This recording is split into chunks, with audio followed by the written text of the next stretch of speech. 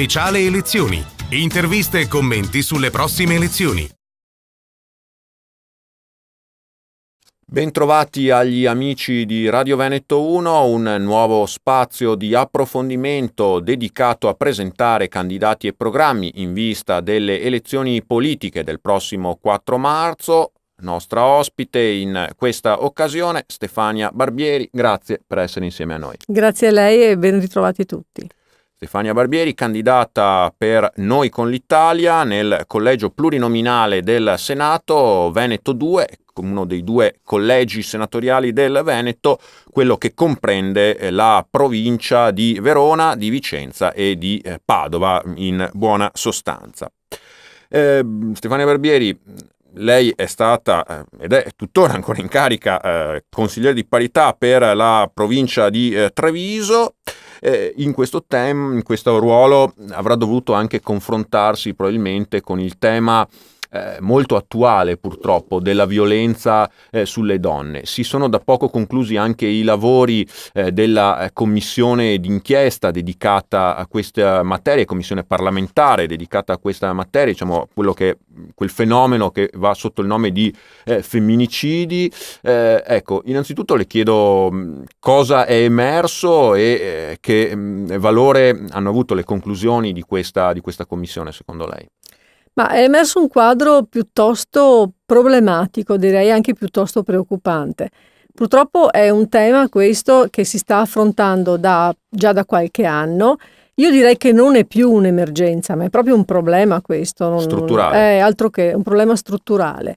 Io stessa, infatti, con lo svolgimento del ruolo di consigliere di parità, ho avuto spesso casi di violenza, non solo nel lavoro, ma anche di violenza domestica.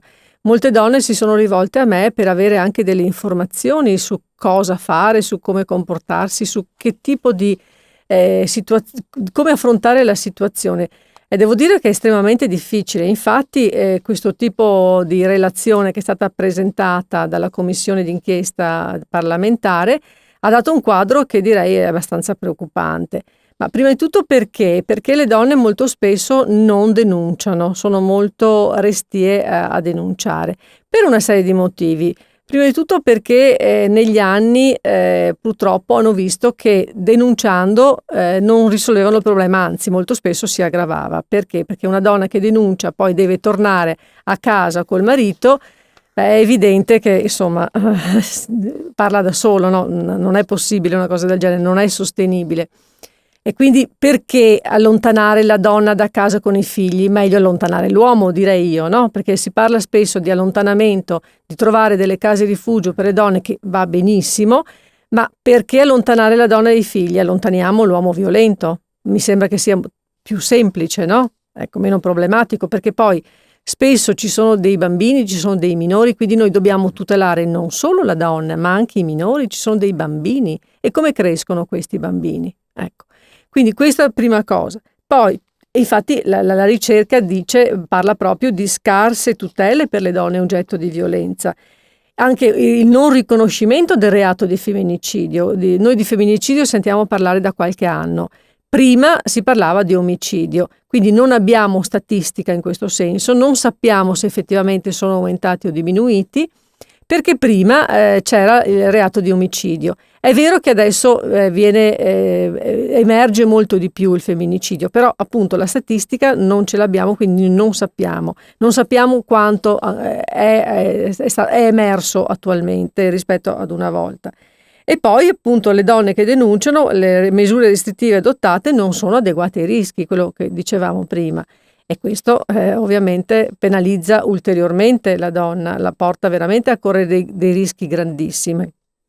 In più, spesso gli uomini maltrattanti sono recidivi, cioè non riconoscono di avere un problema e quindi non lo affrontano. Non ci sono molti centri per uomini maltrattanti, adesso per fortuna noi ne abbiamo uno molto importante a Montebelluna, ce n'è qualche altro che è sorto, però prima che un uomo riconosca di avere un problema e si rivolga a questi centri, sì, ce n'è strada da fare, voglio dire, quindi anche questo non aiuta. Questo io credo che sia un problema prima di tutto culturale. Noi proveniamo da una cultura dove ancora la donna era diciamo, non era autonomo, era un oggetto, diciamolo così, perché se consideriamo che noi abbiamo il diritto di voto dal 46, già questo penso che sia molto significativo. Abbiamo la capacità giuridica dal 1919, che significa che noi possiamo disporre del nostro lavoro e del nostro denaro solo dal 1919, perché prima invece era il padre e il marito che si occupavano. Del padre e poi del marito. Esatto, quindi credo che veramente 100 anni di storia non siano nulla, e quindi culturalmente noi abbiamo questo tipo di problema. E la ricerca l'ha messo bene in evidenza.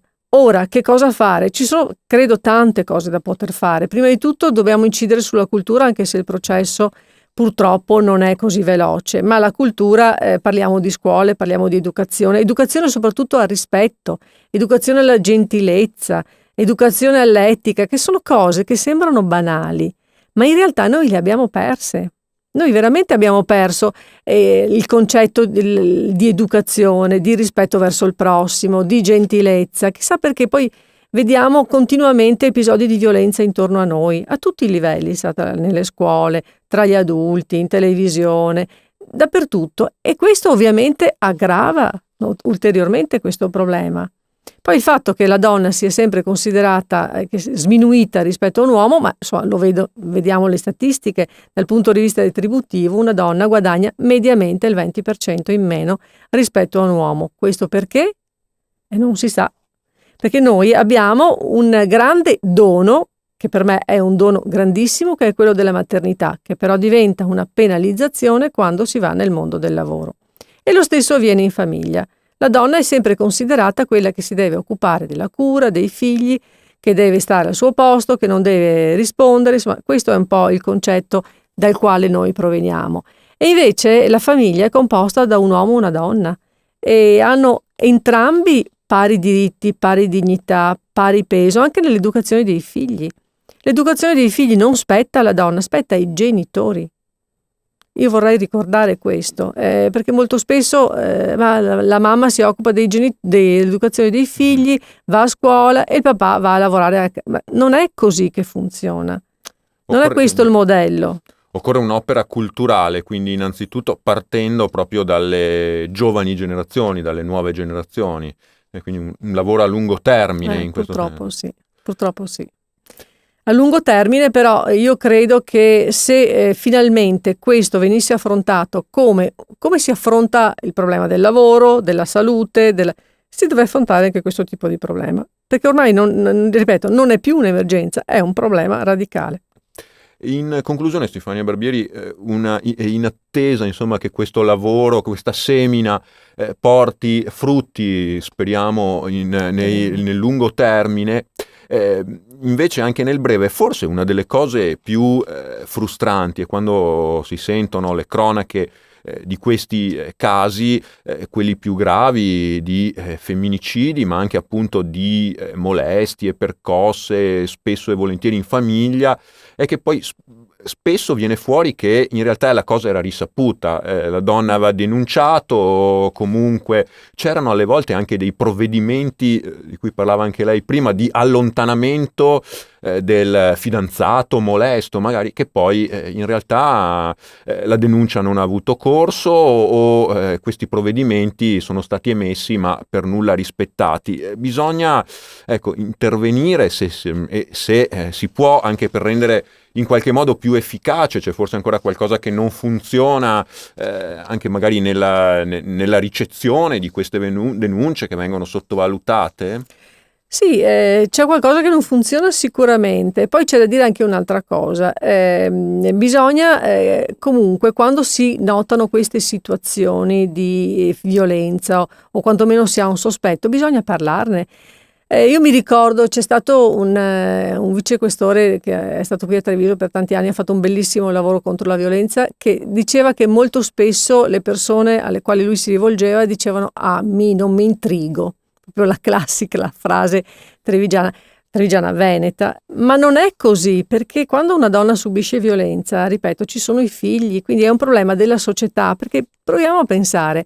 Se c'è un problema in famiglia, poi è un problema nei figli, ricade inevitabilmente nella società, perché poi c'è un disagio sociale, c'è un disagio scolastico, lo paghiamo noi tutti, Non è che lo paga soltanto la persona che subisce questo tipo di problema, lo paga la società, perché inevitabilmente poi sono cittadini di questo paese, cittadini di questo mondo, e quindi i costi si riversano nella società, quindi la responsabilità è di tutti. Grazie a Stefania Barbieri, candidata per Noi con l'Italia nel collegio plurinominale Veneto 2 per il Senato. Grazie di essere stata nostra ospite. Grazie. Grazie anche da parte mia a tutti voi per averci seguito. L'invito è ai prossimi appuntamenti dedicati alle elezioni politiche 2018, sempre qui sui canali di Veneto 1. Speciale elezioni. Interviste e commenti sulle prossime elezioni.